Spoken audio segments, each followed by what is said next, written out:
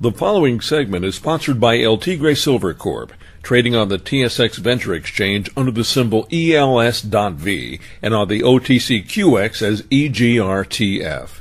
LT Gray Silver Corp. is focused on silver exploration and development in prolific Sonora State, Mexico. Find them on the web at ltgraysilvercorp.com. Join me for a conversation with a frequent guest of the show, David Morgan, the Silver Guru, an expert on money, metals, and mining, also a lecturer and an author. Mr. Morgan has written Get the Skinny on Silver Investing, available on Amazon.com. His website is themorganreport.com. David, welcome back to the program. Oh, it's great to be back with you. I'm going to read a quote of the week from your online publication, The Morgan Report. In writing on Financial Sense University, Jordan Roy Burney says, "The majority of Americans who emerge from the coming crisis will have done so because of true American values such as sacrifice, self-reliance, responsibility, and hard work. It will be the lasting values of such people that ensure America's economy and monetary system are reshaped to reflect true free market principles. Ultimately, a devalued currency leads to devalued morals, values, behavior, and a devalued society." Now, when I see a quote like that on themorganreport.com, I know there's a taste of optimism there, but it comes on the back of what is alluded to as an impending economic crisis of staggering proportions. What have we got to be optimistic about right now? Let's discuss that quote. I'd say at the present time, if you're a realist, there probably isn't much to be optimistic about. But I want to go on from there, Ellis, because, as you know, I'm one of the speakers of many that hits a pretty wide circuit, meaning, I not only speak in North America, but Asia. I've been in Mexico, South America. So I get around, and a lot of my speeches, not all of them, I end on a very positive note, because I don't know about you, but speaking for myself, the things that made me grow the best, the things that made me better were hardships. Those were the things that went wrong, the things that maybe I had planned and they'd not worked out the way I intended. Unforeseen circumstances, health or otherwise, that came into my life that I had to overcome. And those are the things that made me stronger. So I look at it as like on a macro picture where what has been going on economically on the monetary system, that's been pervasive. In other words, the reason I've always been such an advocate of not only silver, but really an honest monetary system. I mean, my mission statement that I haven't said on your show in a long time is to teach and empower people to understand the benefits of an honest monetary system or an honest financial system. And the reason for that is that only the truth works. Once you start lying, that lie is pervasive through society. In other words, it degrades the moral structure of society, as I said in the quote you just read.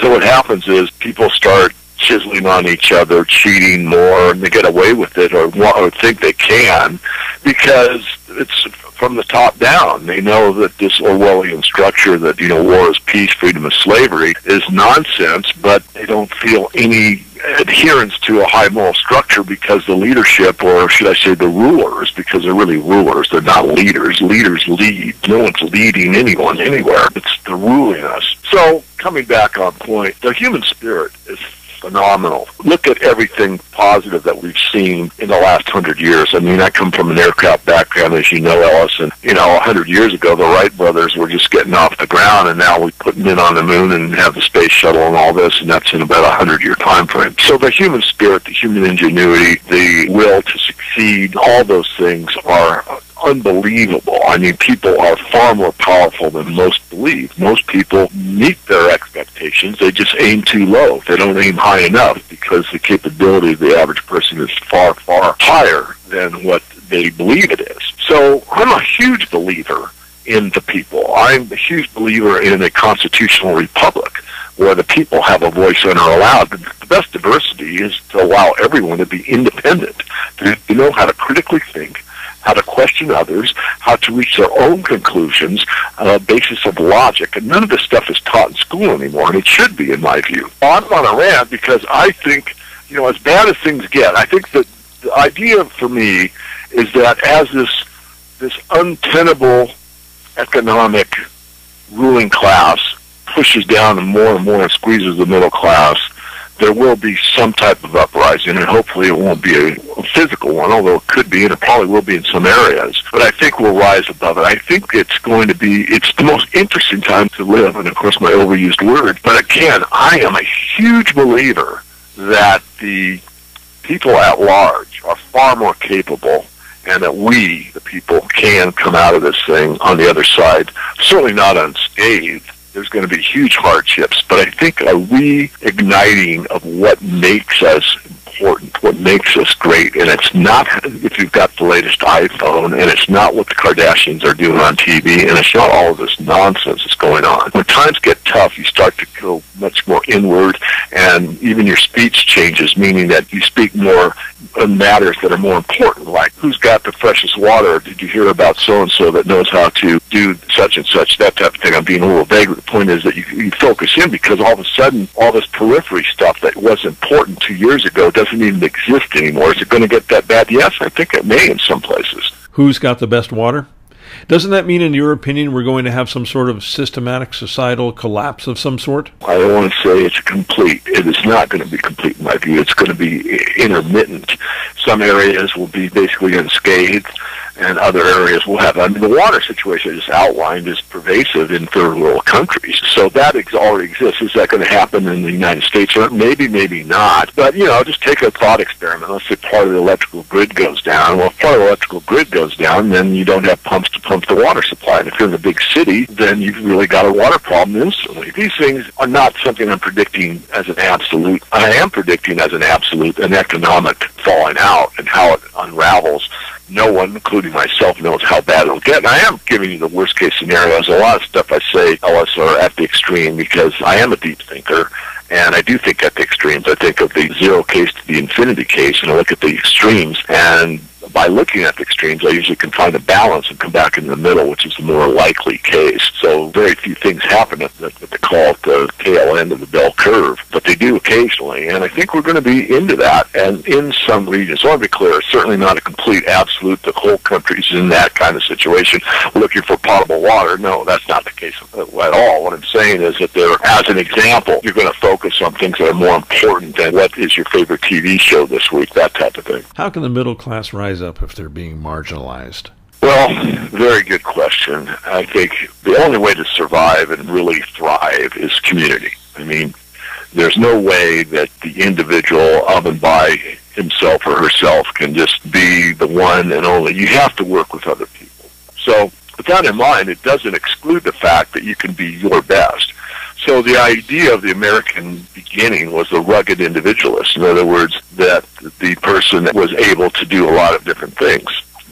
Today they kind of call him the Renaissance man, where you're able to do lots of different things. You're very much a generalist. And that's been lost in our society. And for a reason that makes sense, because the more specialized you are, the more you divide labor, the more the productive capacity increases, and the more we can trade and have better lives, because everyone gets specialized and costs go down, actually. And then you can trade and you have more goods and services because everyone's doing their thing and doing well at it. But when things start to break down, then if you only know how to make a pair of shoes and you don't know how to grow vegetables, then if you needed to, you'd be kind of hurting, for example. So I think you're going to see people just naturally, and they're seeing it, especially in, the millennials and the younger generation. I mean, they don't buy into the BS of government at all. They don't trust it at all. And they are getting most of their news on alternative media. And yeah, they're big into social media, and I think that's okay. I mean, I'm not going to judge anybody or try not to. There seems to just be a real tendency in the general mainstream media. If you look at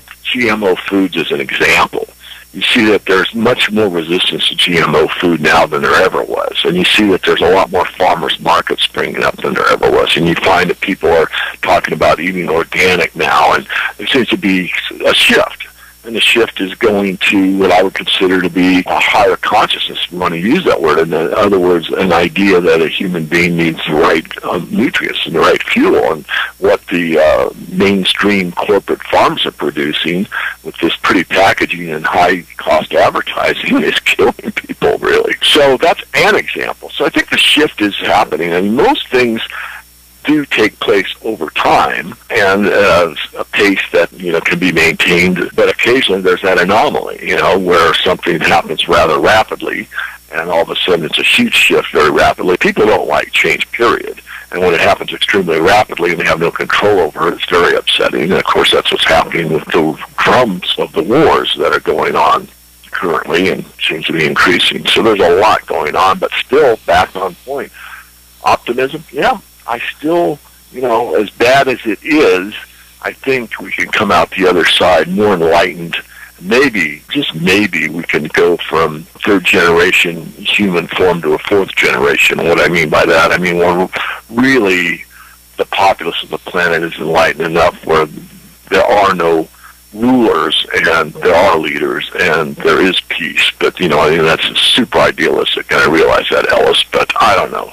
Things have to get really bad before they get better, and I don't think they're as bad as they're going to get. Does that make sense? Well, it makes a lot of sense, actually. So the 19th century is the new 21st century, more or less. That's where the sense of community really existed, before the Industrial Revolution. I've been to your secret ranch, in an agricultural area of sorts. You may fare very well compared to us city dwellers. Should we just leave our cities now and head to the country? Yeah, hard to say. People, again, they're survivalists, and I don't mean survivalists like you're a survivalist, quote unquote. People know how to survive, and they work things, and they'll work together, and of course some won't, and they'll be outcasts, or things will happen. But overall, people know how to do it. I used to, in fact, I will say it again, but it doesn't work anymore. To get a good idea of what could take place is to look at the documentary by PBS called The Empty ATM. Unfortunately, I announced that, and they got a lot of hits, and they took it down. But it was Argentina in 2000. Well, 2000 is 2014. It's only 14 years ago. And it gives you a really good idea when the currency fails, what happens in that society. Doesn't mean that the U.S. would be identical, but it certainly gives you a good idea. There were a lot of these open-air markets that just sprung up, and people would, trade apples for a haircut, or they bartered.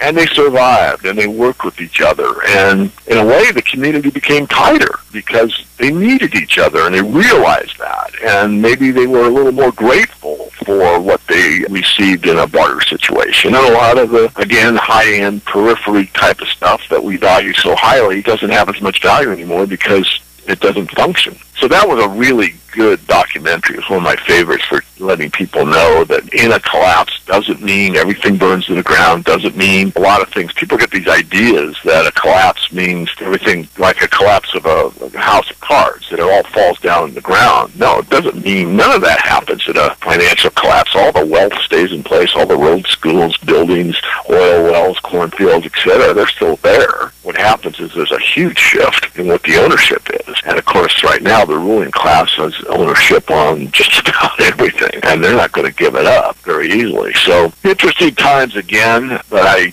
do remain optimistic. I really want to see a shift meaning that we, as a human species, move away from this, as Chris Duane calls it, death and debt paradigm, and we move out of that into an honest system where everyone can thrive. And I know that's super idealistic, but that's something to aim for. This idea that the have and have-nots has just gotten ridiculous. I study this stuff not that avidly, but if you go back 50 years or so, most of the CEOs made maybe 30 times what the lowest worker made, but now you're looking at just, the wealth disparity is just astronomical, and it's getting worse. We'll be right back. The Ellis Martin Report is sponsored by El Tigre Silver Corp., trading on the TSX Venture Exchange under the symbol ELS.V and on the OTCQX as EGRTF. Silver has been considered a precious metal for 6,000 years and currency since 600 BC. It's been commercially mined in Mexico since 1530 in mineral-prolific and mining-friendly Sonora State. El Tigre's properties with gold and silver mining concessions span 215 square kilometers,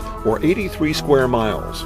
With an attractive share structure and a strong, proven management team, El Tigre Silver Corp. is poised to identify a resource in an area that from 1903 to 1938 produced 75 million ounces of silver and 380,000 ounces of gold. Additionally, their tailing stockpile is currently progressing to production. Learn more about El Tigre Silver Corp. by visiting their website, eltigresilvercorp.com, or click through El Tigre's logo on the homepage of our website, ellismartinreport.com. We offer expert opinions only. Find them on our website, ellismartinreport.com. That's ellismartinreport.com. And we're back. We used to have leaders that pervade optimism and who'd motivate us. This is an investment program, however, and we speak about issues related to money typically. Other than collecting gold and silver, what would you say to those that are in the business of letting their money work for them? Well, I think there's other areas. I mean, the whole world runs on energy, so certainly energy is an area to look at. You see what's going on with the oil price, with these war drums beating, and there's ways to invest in oil outside of the commodity, and that would be an area. I think farmland, food, water, that type of thing. I was going to do something on water investing, but it just got to be too cumbersome, so I took a couple websites of people I feel do the best in that area and told my members to take a look over at these other people that focus on the water industry. But there's always room for innovation. There's always room for a new idea, and there will be more and more as time goes on. It's just we hit a big bump in the road as a metaphor, and I think we are hitting one. Things will be turned upside down in some areas, and things will not go as planned, like I talked about my own life, and that's what will make us stronger, I think. And it'll focus us more. When you're really, really hungry, you get really, really focused. And I'm not saying there's going to be massive hunger throughout the country. That's not what I'm saying. I'm just using it as an example of what lies ahead. Let's say hunger for money. Let's say there's some bank failures or whatever. I mean, one of the biggest areas of argument over the 2008 financial crisis is whether or not we should have let the banks fail. And, of course, we really didn't get a vote. I mean, the people basically said let them fail. That's the people. It's supposed to be a constitutional republic. It's supposed to be representative of what the people want. The people want them to fail, and they didn't. Hank Paulson, the ex-Goldman Sachs, comes in as Secretary of the Treasury, scribbles something on a page or two paper, and basically, metaphorically, points a gun to everybody's head and says, sign this. Who knows what would have happened if that wasn't the case? I don't know. No one knows for certain. But in a true capitalistic system, the right to succeed guarantees the right to fail as well. That's what it's all about. The best product wins. The ones that are not wanted by the public at large fail. And it's an open market system, but that's far from what we have had for decades. So we fail unless we get back to the principles that founded this country. Well, I think so. I mean, there's others that think top-down management and collectivist view and the powers that be orchestrating what productive allocations should be mandated know what they're doing. I mean, corn subsidies is an example. You can't grow enough corn, what you can't eat, make it into fuel. And so we'll subsidize the corn farmers. And, the central planning that we know better than you know. We know better than the market. Believe me, there's no dispute if anyone really is conscious and studies it objectively. The market knows more than any powers that be. It always has and it always will. Going back to the empty ATM metaphor, or it's not even a metaphor, that public PBS documentary on the failure of the currency in Argentina. The people knew what to do. They gathered and they knew, how to survive. And no central planner is going to do that. So it's very, very interesting. But no, they think that all they have to do is the progressive keep progressing. Well, how's that working out? In real terms, the average American's income has gone down in real terms since 1978. So how's all this progress doing for the middle class? Well, it's not doing very well by their own statistics. It's not. So we'll plan this and plan that. A lot of people think the government actually does something. Well, they really don't do much other than reallocate capital. They take capital from somebody that's producing and give it to people that aren't. And I'm not saying there aren't people that are needy, but think about it. What happened before there was that central planning aspect to the U.S. government? They were still poor, they were still needy, but they were taken care of. How did that take place? Well, it did. Think about it. We the people. We take care of ourselves. Yeah. Well, the old adage when I was in school, he who governs least governs best. I mean, of course, I'm pretty libertarian. I mean, I believe that we all should be our best and live by high moral principles and, all this stuff. I mean, maybe very old-fashioned or very traditionalist, or you can put any label on me you want. I don't really care. What I do care about is that the leadership doesn't exist, that this ruling class is basically at a criminal level currently. I mean, it really, really is. And, there are a lot of people that are willing to speak truth to power. And this is important because this is how the court jester took down the king. You start making fun of these people. I mean, they come out and they start making these ridiculous statements, and you just laugh at them because they're so absurd. They're so out of touch with reality that it becomes it really becomes a joke. How does one become a subscriber to the Morgan Report? Very simple. You just go to the website, themorganreport.com. You can get on our free service, which is a weekend e-update, and that is available on a pop-up menu. And if you're on the site more than once, the pop-up doesn't show up, you just go to the left-hand side, scroll down, sign up for it. On the Morgan Report itself, the paid subscriptions, they're on the right-hand side, and there's 3 levels of service that are described for you. And, of course, like anybody, we give a 30-day money-back guarantee. In other words, you get in there, get in the members-only portion of the website, look at the 10 or 12 freebies that you get, like how to trade futures, how to take silver off the exchange, how to not get burned by your broker. I mean, there's all these special reports that are available for the members. Anyway, you're free to look at all that stuff, and if it doesn't really work for you, you can opt out. No harm, no foul. So we run a special every now and then, but it's really all the time. I mean, by law, you have to give a 30-day fair trial type of thing. Most people that join stay. Occasionally we get people that's just not right for them, and I fully understand that, but certainly can sign up, and it's not like you're obligated really. You can take your time, you can peruse the members portion of the website, take a look at the videos, look at everything you want, and decide, yeah, this is great. I got a lot more than I thought I would, or no, it's not for me. Let us know. David, once again, thanks for joining me today on the program. My pleasure. Thank you, Ellis. I've been speaking with the Silver Guru and the editor of the Morgan Report, David Morgan. Find him on themorganreport.com and listen to the segment again on the podcast page of our website, ellismartinreport.com. This segment has been sponsored by El Tigre Silver Corp., trading on the TSX Venture Exchange under the symbol ELS.V and on the OTCQX as EGRTF. El Tigre Silver Corp is focused on silver exploration and development in prolific Sonora State, Mexico. Find them on the web at eltigresilvercorp.com.